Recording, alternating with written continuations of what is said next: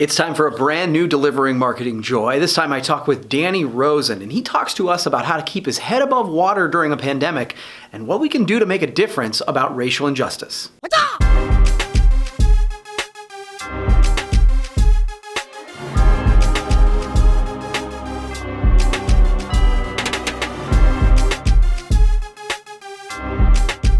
Hey there, and welcome to a brand new edition of Delivering Marketing Joy. I am your host, Kirby Hasseman, and joining me today, I say rock star a lot, but Danny is the epitome of a rock star. He is a founder of Brand Fuel. He has helped founded Promo Cares, Band Together. He's a board member of PPAI. He's also my really good buddy. It's been great catching up with you just before we started hit record. Danny, thanks so much for joining me. I am so glad to be back in the DMJ, man. It's an honor. It really is. I love seeing you in this way, but I miss you in person, Kirby. Same. I'm totally with you. Can't wait till that changes. But yeah, man, we got a lot of stuff to cover, and so let's just jump into the one that everybody's kind of got to talk about, right? Like the last 6 months, have affected us all, business, personal, the whole nine yards. So, how has your business adjusted? What are some things you and your team have done sort of to keep your head above water?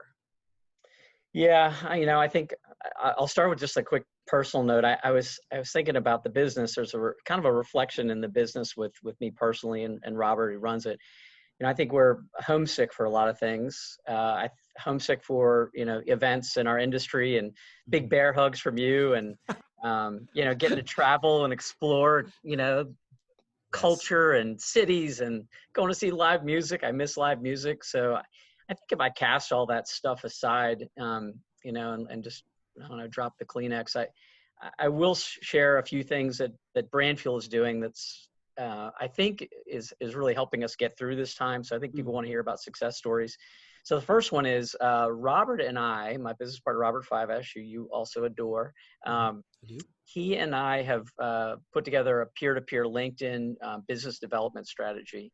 And what's interesting about that is we've done this a little bit along the way, always, and gotten some business from those connections. But this time we really gave ourselves permission to tap into some of the goodwill and the relationships we've built over time. And so the outreach really is just us asking a simple question around how we can help our contacts. And it's delivering big time for us. And I'm really proud of that. We're sharing some of the new products and services we offer. We're all in this Corona coaster together, and but this time has been super prescriptive, and we're celebrating big wins in a kind of in a net new business way. So our pipeline's full of new business opportunities. So we're more focused on acquisition. In the past, we were focused on retention first. And so I think that's a change. And the funny thing is, Robert and I are, we're shaking our heads and we're smiling and kind of asking ourselves why we haven't been super focused on this in the past. Yeah. And the idea that adversity is the mother of invention. Like a lot of us are doing that. So that's good. What else? Home is the new domain.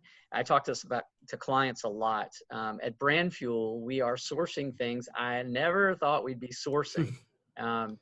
Things for the bedroom, for example.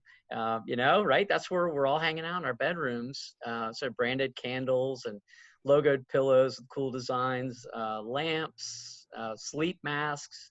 Because people are working from home. And so I think presenting these types of products to marketers and I think even tapping into HR, so HR directors now is really huge. And then the last thing is our online services department. We built one of the industry's first online store programs in 97, 98. So we've got amazing organic SEO. Our direct mail business, like yours and everybody else's, it's skyrocketed, but we have a platform in place for that, which has been nice.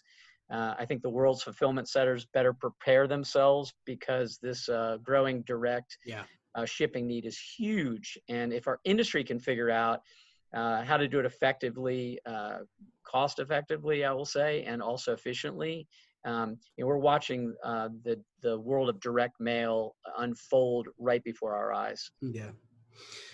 Yeah, no, I think it's a great point. And I love your point about just the idea of sort of serving, right? You're going, like when you said you're like going to your clients and trying to figure it out. That's one of the things where I've found that we've had success too, is just kind of, look, I had a conversation with one of our salespeople and they said, hey, all my customers' events have gone away, so all my sales are going to go away. And I'm like, well, first of all, don't ever say that out loud, right? Like, but number two, all your customers' events have gone away, so they need help marketing to their folks in a different way. How do you solve their problem? And I think that's sort of the tack that you guys always take, and that inspires me. So before I get to my next question, I do want to let you know that this particular Delivering Marketing Joy is brought to you by commonsku. It's an order management platform in the promotional products industry that helps you sort of put all of your eggs in that basket. So from presentation to invoicing and everything in between, it's a great platform. I know I use it, and it's certainly been a game changer for us. And I think Danny will attest to it as well. Yeah, no doubt. Brandfield's been on the platform since day one, and we love the platform. Go Cool. commonsku. I love it. All right. So the other, like we're talking some heavy issues. So the other sort of thing that's been faced by all of us is we are faced with sort of the racial inequalities in our country. You know, I've struggled with what to do with this myself. It's something that we were talking about before we even started recording this. So how are you at Brand Fuel looking to address sort of these issues? Yeah, things are super concerning right now, but I also think they always have been. I think right now, though, we're able to witness events from everybody's got a freaking camera phone. I feel like we're all little media companies, you know, and we're able to witness the atrocities that are being captured on these phones. And I think witnessing these events is moving us towards, I hope, understanding and action. And I'm hopeful for positive change around equality. And I hope that equality is what, you know, ultimately happens. And I also think that, you know, each of us has an opportunity and a real responsibility to help. And so at Brandfuel, we've had some pretty heavy conversations internally about racial injustice and diversity, equity, and inclusion. And it became very clear, you know, right out of the gate, we reflect the industry. So we're not a super diverse group. But we are, like I said earlier when you and I were talking, we're about as open and caring as any company I know. So while we may not be the most diverse employer in terms of optics, we're super inclusive.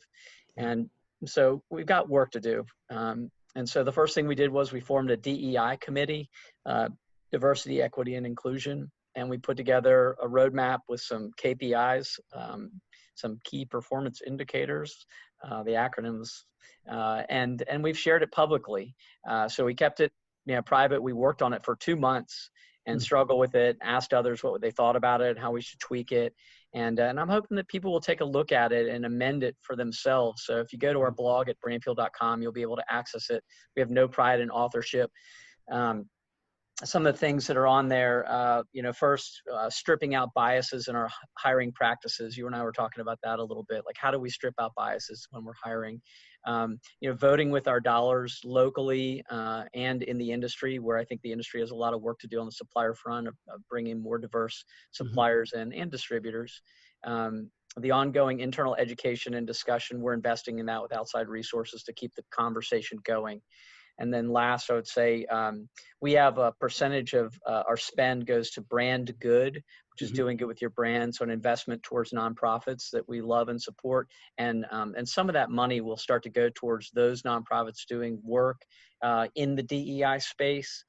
And so I guess at the end, I'm hopeful we're going to look back on our work in a year or so, because nothing's just, you know, we're not just going to put a black square on our Facebook page and call it a day. But I hope we're able to look back and feel proud about what we've done, and that it ripples into our families, our customers, our communities, the industry, I hope. We're talking and involved with PPAI right now, for example. And I just hope we all realize that there are positive outcomes that'll come with the investment in that, like better collaboration, different perspectives, productivity. I mean, your bottom line might increase even, and all of it's hard, but super important work. You know, it's one of the things I admire about you, Danny, is I think that you are comfortable having uncomfortable conversations about stuff like this. And I think that's really important for people in positions of leadership. And sometimes just having the conversation in a, I don't want to say non-emotional, just where we're not going at each other in that sort of non-emotional way is just really important, so that we can just, so you can hear multiple perspectives on this. So I appreciate you taking a leadership role on Thanks, this. Kirby. Yeah. So these are some heavy times and some heavy questions and some heavy issues. So how do you keep your sanity and your positive attitude? I mean, I think both you and I sort of pride ourselves on laughing and smiling through the pain of raising daughters or whatever that is. So how do you keep a positive attitude? Any ideas that you can share?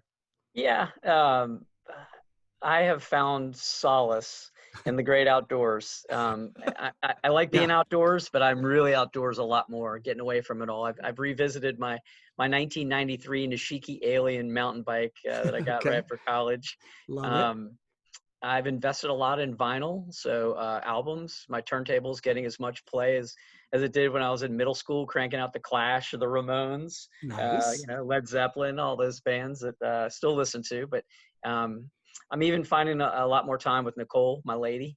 Mm, I feel like our marriage is it's stress, but it's also it's better. Having two young teenage daughters is tough, but yeah. I find myself watching reruns of Golden Girls, which is her favorite, and I'm just like, whatever it takes, and Yes. Totally get uh, it. Yeah. yeah, Blanche is such a hoe, man. Just want to throw that out there.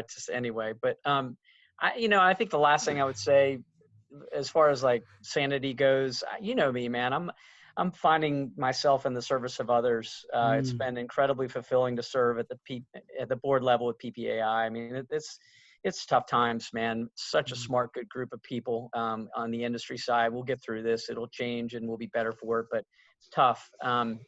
I'm serving at a place at the table, which is a amazing cafe and nonprofit downtown Raleigh that helps with food insecurity. And that model is flipped. We're feeding a lot more hungry people right now than we are feeding people who are paying for their food or paying it forward. mm, Band together, working on racial equality issues in the community, which is awesome. But we can't have live concerts, so we're doing live streams.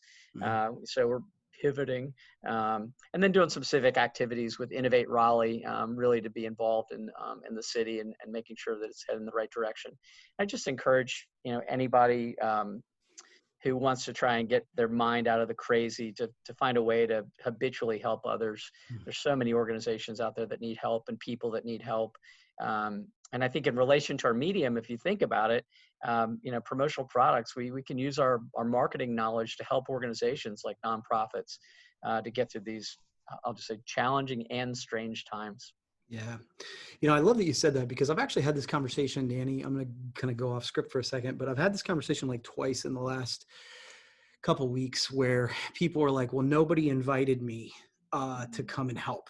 And when I hear it once, I'm sort of Pavlovian to say, hey, nobody invited me either. I'm just wanting to try and make a difference. But I think once you hear it a couple of times, you think, okay, well, how do I address this? And what you just said is exactly right. I mean, wherever you live, wherever you want to serve, there are nonprofits who are begging for volunteers. I would encourage you to not wait to be invited or consider this your invitation. Just go and stick your hand up. Yeah. Tell them Kirby sent you. Yeah, that's right. Or Danny. Cool, man. Well, hey, you've answered my 3 questions, and they were heavy ones, so I appreciate you taking the time. Sure. Do you have a question for me? I give everybody a chance Dude, for that. I got a question for you, man. I've been waiting for this since the Yeah. last time you invited me. All right. I've been waiting. All right. So here's a good one for you. Okay. What do you think are the 3 most powerful emotions to target for marketing in our current culture? Hmm. Yeah. So in the interest of transparency, Danny did give me this in advance so I could think about it because this is a pretty heavy one.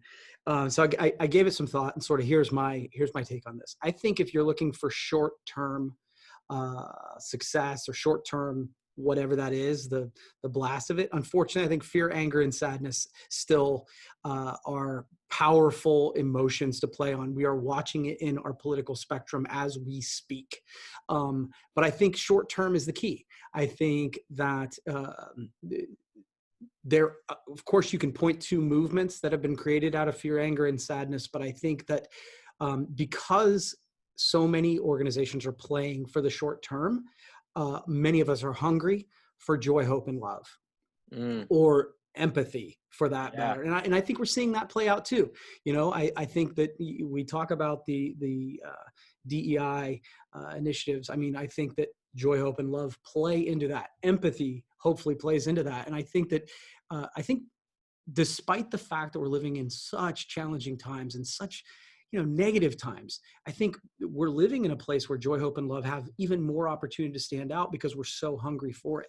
I know, I'll speak for myself, I am much more open to hearing conversations from well, let's just use the diversity issue. I am much more open than I have been in the past to hear that conversation because I've seen things and I want to be more empathetic and I want to learn. And so if you want to create a long-term movement, which I think most of us do, then I think the most powerful emotions can be joy, hope, and love. I think that's great. I almost would say belonging too, that, I the like connection of belonging and that sense of connection with, if a brand can connect in a way that makes people feel like they belong in that Yes. group. And I think it does start with what you said, joy, hope, and love. What a great answer. That really, well done. I'm glad I gave you time to think about it. I'm glad you did too. And it's funny because there's a new book that I'm listening to by Mark Schaefer called The Marketing Rebellion. And he talks about creating a tribe and creating a sense of belonging. So to your point about creating that belonging, that's what Harley Davidson did. That's what they've created, a tribe. And I think we do have an opportunity to do that today. So Love cool, it. man. Love it. All right, buddy. Well, hey, thank you so much for doing this. Of course, we're going to have to do it again. Okay. Yeah, man, that'll be our 4th time next time. And let's just keep doing it every so often. It's so great to see you. Thank you. All right, buddy. Well, that's going to wrap up this edition of Delivering Marketing Joy. It's been brought to you by commonsku. You can learn more at commonsku.com. And if you're in the promotional products industry, you should. So that's going to wrap up this Delivering Marketing Joy. We'll see you next time.